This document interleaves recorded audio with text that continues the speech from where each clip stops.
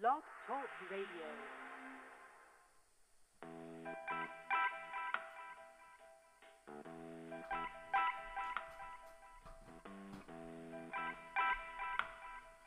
Do you feel pushed and pulled in all directions? Do you feel that once you complete one task, 3 more pop up? Do you feel that you don't even have the time to delegate? The truth is, chaos does not have to be a way of life. Hi, my name is Laura Lee Rose. I'm a speaker and author.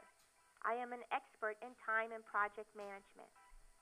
I help busy professionals and entrepreneurs create effective systems so that they can comfortably delegate to others, be more profitable, and have time to enjoy life, even if they don't have the time to learn new technology or train their staff. I have a knack for turning big ideas into on-time and profitable projects. At the end of the day, I give people peace of mind.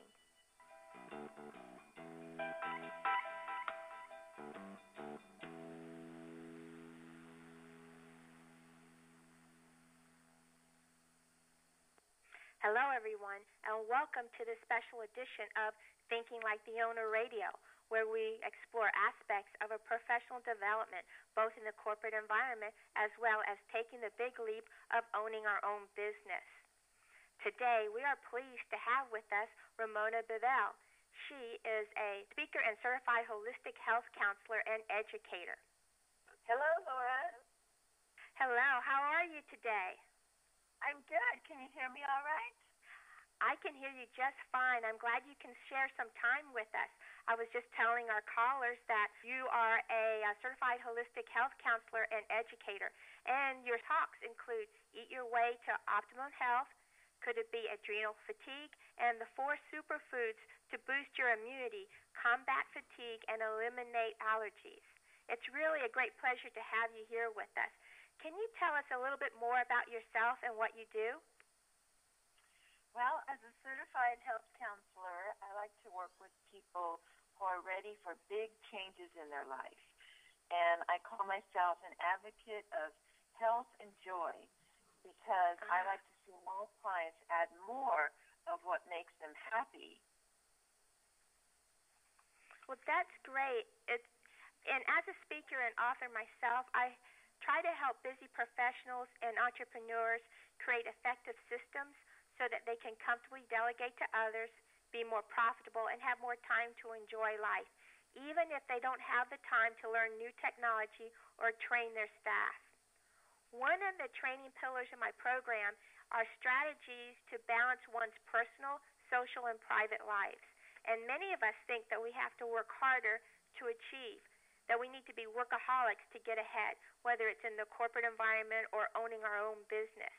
So focusing on best practices in perhaps the work-life balance strategies, can you tell us more about the connection between fatigue and workaholics? Yes, I think that we can agree that everybody wants to feel their best and operate at optimal levels, and whether it be in their jobs or relationships, they want to be able to do this without a lot of deprivation, maybe even a lot of regiments or rules, but they just want to be able to flow through their life with ease and grace and begin to use their full strengths. And so if you're looking at the work relationship with energy, you want to begin by looking to see if your work is in alignment with your beliefs and values. And if they're not, this sort of misalignment can lead to stress. And it's not that you have to do for a paycheck 100% what your purpose is here on earth, but there are perhaps new ways of looking at something. So Dr. Wayne Dyer says, change the way you look at something, and that will change the something. So I didn't use his exact words, but that is the idea. So when you're looking at work-life balance, one of the issues is to be in alignment, and if not, change your view a little bit. And then also we're looking at, health in general. So you want to make sure you're not pushing yourself beyond your limits repeatedly. This is a bad pattern to get into because then you begin to not listen to your body, and then that will obviously lead to imbalance and possibly disease. So I know sometimes when you're just used to feeling the way that you do, you may be starting adrenal fatigue, or you may be going down that path, but you're not realizing it because that's the way you've always felt. So what are some triggers or signs that you need to watch out for, in your opinion? Well, the interesting thing is that, like many other things in life, there's a pendulum, and so sometimes you experience an extreme in one emotion or way of being, and the pendulum swings to the other side. So because something is out of balance, it doesn't mean it follows an exact formula, but I will give you some ideas. For instance, if you really are tired and you keep reaching for stimulants, and I know a lot of people do this after lunch, where they think, oh, I don't really need another cup of coffee, but I need one to keep me going. Or perhaps at that point in the day they're reaching for candy or sweets. And then the interesting thing about that is that even though they're really tired at 3 in the afternoon, when it's time to go to bed, they can't fall asleep. So you see how the pendulum is, oh, I really would love to sleep, wrong time of day, oh my God, I can't sleep at night. So that is an idea of how the pendulum swings. And with adrenal fatigue, it does swing like that. You have more energy because you're pushing yourself with artificial stimulants. And then if you overstimulate the body, that's when your adrenals get burned out. And so then you have the extreme of not being able to push yourself whether you want to or not. So again, the symptoms are a little bit different for everyone, but those are kind of common with adrenal fatigue. And then you might, you were saying, you might have trouble falling asleep at night, and you might take another external stimulus to fall asleep, like a sleeping pill. And so you're using external things to combat the symptoms? Well, I'm very glad you brought that up, and I'm such a person of holistic health that I don't really recommend like supplements and medication and all that stuff. I know there are other people that do, so I don't take that away from them as a tool, but I personally don't even go there in my mind, so I'm glad that you brought that up because, yes, this work that I do with people and my clients is very internal, and so it begins with your habits, which come from your beliefs. And so we work with those kinds of things. So if you can uncover why you're working yourself to the point of sickness, it's really, really important because then you can start to change behavior. And some of these beliefs are very deep in the subconscious. So, for example, I'm not enough of something could drive you to that work-life imbalance. So it sounds to me that there are some tips for a workaholic to avoid this type of fatigue in his hectic schedule. For instance, some mantras to help calm themselves to realize the mindset of abundance. I am enough. I do have enough time to do this. I can accomplish all that is important to me. Maybe not right now, but it doesn't have to be done right now, and it doesn't have to be done all by me. Those kinds of mantras might help them. What do you think? Well, I like where you're going with that, and I understand that it is a tool that many people use. The work that I do certainly does not go against that, but let's say you have a mantra that you're trying to convince yourself that you believe something. And if you so deeply ingrained in your subconscious believe the opposite of that, you're actually bringing more attention to the conflict. Yeah, it's more detrimental. You'll have to pick something that you're comfortable with. So if you don't believe I am enough, you can do something a little bit softer that says, wouldn't it be nice to have enough time to do this? Or, something that softens, that you are more in alignment with. Yeah, I like that idea. And again, in the practice that I use, it's a methodology called Psych-K.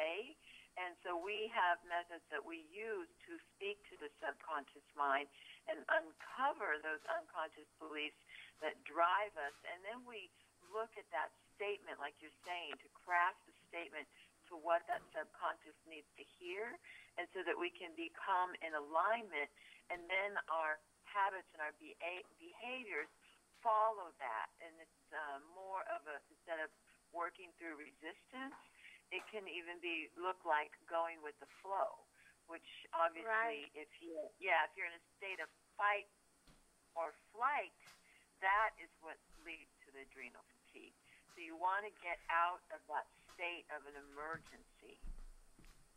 And this just popped in my head as we're talking about these different statements and that we can use and create in ourselves to ease our mindset. They can be a few tapes or audios that we can play during the day when we're feeling a little bit stressed, or maybe before you feel stressed. I always recommend my clients to take a break in the workday before you feel stressed to avoid the stress in general. So actually schedule breaks throughout the day to decompress before you get to that stress point. And these could be some nice audio tapes or things that we can listen to during those breaks.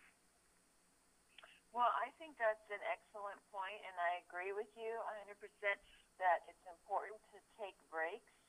And I would just add to that and say, don't eat lunch at your desk while you work, because that's not a break. I don't think, checking Facebook and email personal stuff is fun, but it's not necessarily a break either. What I would recommend is to take a breathing break. And so, for example, you don't need any equipment rather than your body. And what you will do is sit and breathe and look and concentrate and focus on the breath. So this is a very, very easy, attainable practice. It could even happen on a restroom break or anywhere in a building or outside. And you just count. So you would say calmly, 1 through 6, breathe in. 1 through 6, breathe out. And you could do that for 5 minutes, and it's like having a power nap. It's amazing.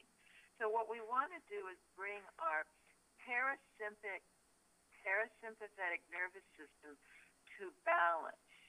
And if we're in a state of emergency or fight or flight, we are producing the wrong hormones. And the hormones that we're producing are adding to the stress, they're adding to the possibility of disease, and they're lowering our immune function for hours. You could get angry for a minute, and it will affect your immune system for 6 hours. So just bringing that parasympathetic nervous system into a balanced state, you're giving yourself that room to heal and that time to heal. And so focusing on the breath is just an amazing tool and so simple. Now, you mentioned something very important about being angry or frustrated. A lot of the times in board meetings or meetings with coworkers on a very important project or time constraint project, maybe people do get a little bit heated. Now, you're sitting in the boardroom.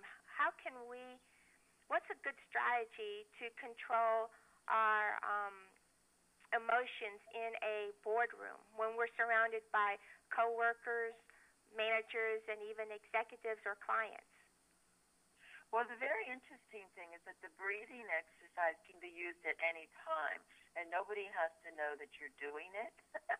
So you can just calmly get into a rhythm with your own breath, and then you can remain a calm element in the room.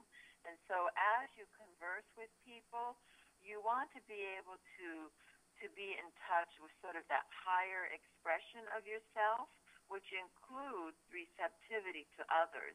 And so you just want to kind of realize that we have a head brain a heart brain, and a gut brain. And sometimes we're losing sight of something because we're all in our head. And so we're looking at the logistical facts, the charts, how everything is aligned in a paperwork sort of way. And sometimes you have to communicate in that way to get through to somebody, but you can also check in with your heart. You can also check in with your gut and see if you can integrate those so that you'll have a new view and you won't be so locked in. And this is the work that I do with professionals, is that I teach them the actual order in which to get in touch with their other brains and to bring them into play. And then, as you can see, if you are operating from that level of feeling, courage, compassion, love, factual, knowledge, logical, you can see how all of these can contribute to the outcome, to the positive outcome of the meeting and of the goals that you're trying to accomplish. Absolutely. It's one of the important pillars that I talk about is acknowledging what other people bring to the table. So even with the mindset that everybody here sitting at the table has worth and value, and so you open your mind to giving everyone at the table kudos for bringing their expertise to the table and work as a collaborative effort instead of, like you were saying, adversarial, which is where we get some of the negative feelings. And this is some of that subconscious work, too, because sometimes we have not a person, but we have an archetype that we're not communicating well with. So that could be like an entire gender, or that could be authority, or, there could be certain roles that we haven't been successful with in our past, and then we replay those roles with people that are quite innocent, right? That didn't play a part in the negative programming. And so there are balances that we can do around that to look at the rapport that you have with others and to figure out ways to open up your heart to having an equal rapport and a playing ground that's safe. Because you can see if we have pre-established notions of how we're going to relate to someone, that is going to affect the relationship. That's very interesting.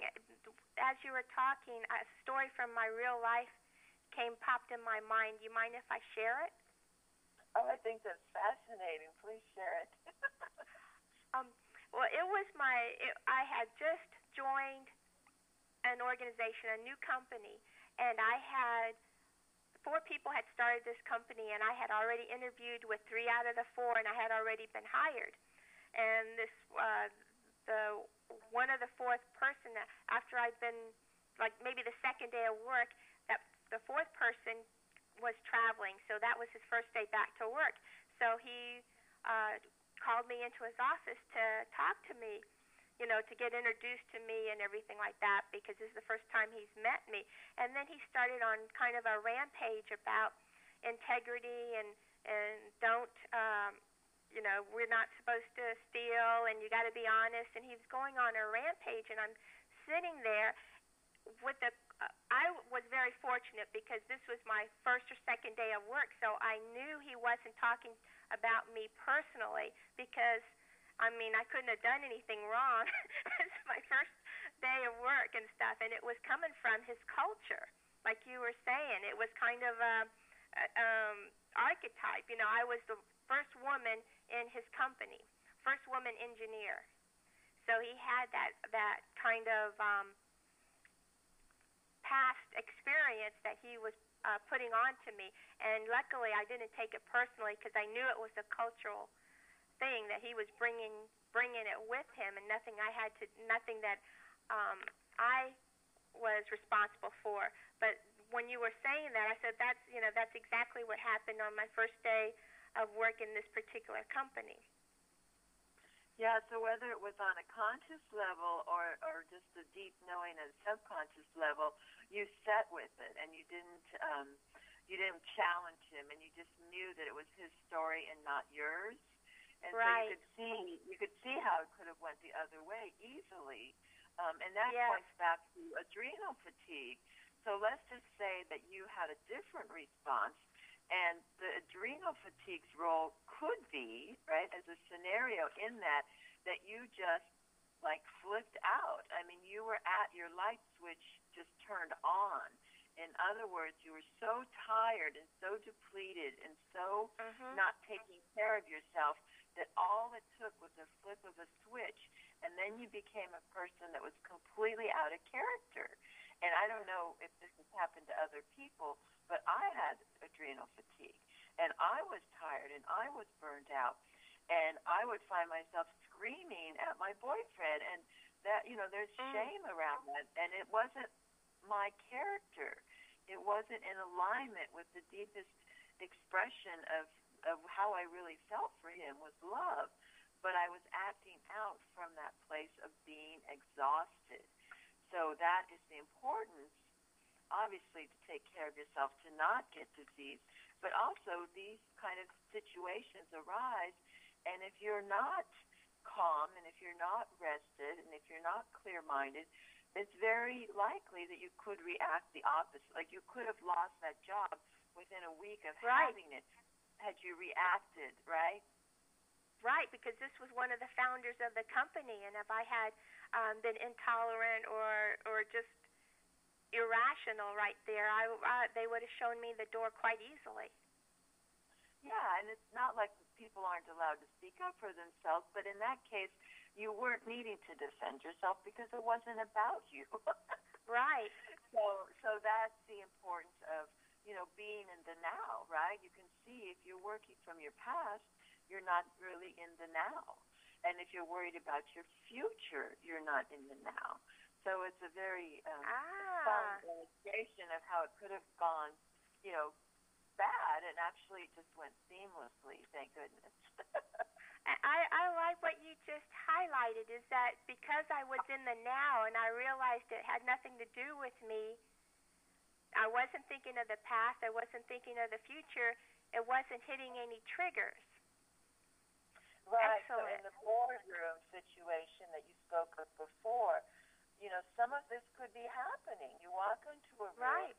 You're not present, you're worried about what you didn't do, and you're worried about where you're going to get, the resources to do what you want to do.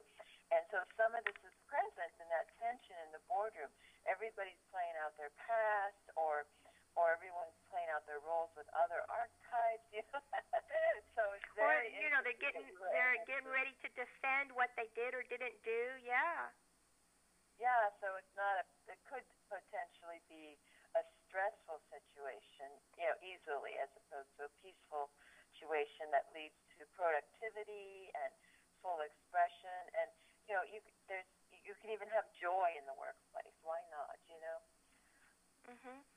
One of the things that I always recommend, my work is normally in the corporate or people starting their own business, is to focus on where we are right now, regardless of how we got there, where we are right now and where we want to go, and focus on that solution. And then that releases people's need to defend what happened. Yeah. So all of that the defensiveness comes from a place of not being in balance in certain areas, and it's just really fun for me to work with individuals so that they can uncover, what their triggers are, and how can they rearrange those and have the proper rapport with all archetypes, and including themselves. So when you bring it back to adrenal fatigue, it's, are you really loving yourself? Do you really care enough about yourself to take the breaks, right? To do the exercise, to eat the healthy food. And if you're not, what's the message there, right? Absolutely. And we're coming to the end of our program here, but I know that you're also on the verge of launching some very exciting programs and services. Can you tell us more about that and how today's audience can benefit from those programs that you've got in place? Yeah, I offer a signature program that's directed to a busy professional. And so when people are busy, They have less time to practice self-care. They might be on the road a lot. They might not get enough downtime. I used to travel as a sales rep and work from airports and in cities where I didn't even know my way around. So what I do with the busy professional is that I teach them how to think on their feet. They can plan ahead some of these self-care practices, and I help guide them in ways where they can stick with their plan. And my motivation is always to empower others to make decisions that serve their best interests and also to lift up others.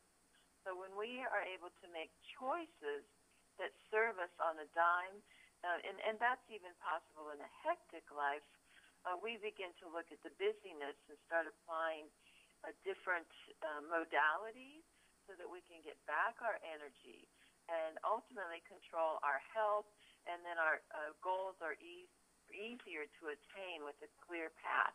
And so I help guide on that clear path to get clear and to come with a place of rapport when working with other professionals, and then come from a place of self-love when taking care of your body, the most important vehicle you have. And so as a busy professional, I offer a 6-week program, which is just a taste. It's just the beginning, but it's life-changing, and it gives the tools that are needed to take care of yourself and to get on a routine and to understand some of those beliefs that aren't serving you and to rearrange those in a place where they're serving you. So great. So how can they get a hold of you? What's the next step for them? Well, I have a website, and it's called enjoywithramonabeville.com. So it's my name, Ramona Beville, and I also have an email where they can contact me through that. It's ramonabeville@me.com. And so anyone can contact me and just I suggest that we have a conversation and just talk for 15 minutes and just have a chat and see where that person is at, and see if we can uncover a few strategies to make their life better just within one short conversation. So I do encourage people to reach out to me and to set up a time to have that little talk. Yeah, you can learn a lot about somebody in a 10 or 15-minute call, and then you're better poised to give them the best recommendation for them. Yeah, it's very interesting on both sides as well. It's not like I'm doing something to them or for them. It's more like it's a collaboration, and so that's the empowering piece where everybody has exactly what they need in their self to heal, and then I just help kind of to work that clear and pinpoint. But I do believe that we all have the tools that we need internally, and so it's just kind of fun to facilitate, how can we bring that to light, what's best for you. Oh, this is great. Now, we've come to our end of our episode right here, but can you give the audience one more time your contact information? Yes, I'll spell my name first, and then that will make it easier. Ramona, Ramona, Beville, B as in boy, E, V as in Victor, ILLE. And my website is enjoywithramonabeville.com, and my email is ramonabeville@me, M-E. That's great. So we've come to the end of our time. So until next time, just relax and breathe. Everything is unfolding perfectly. Thank you. Bye-bye.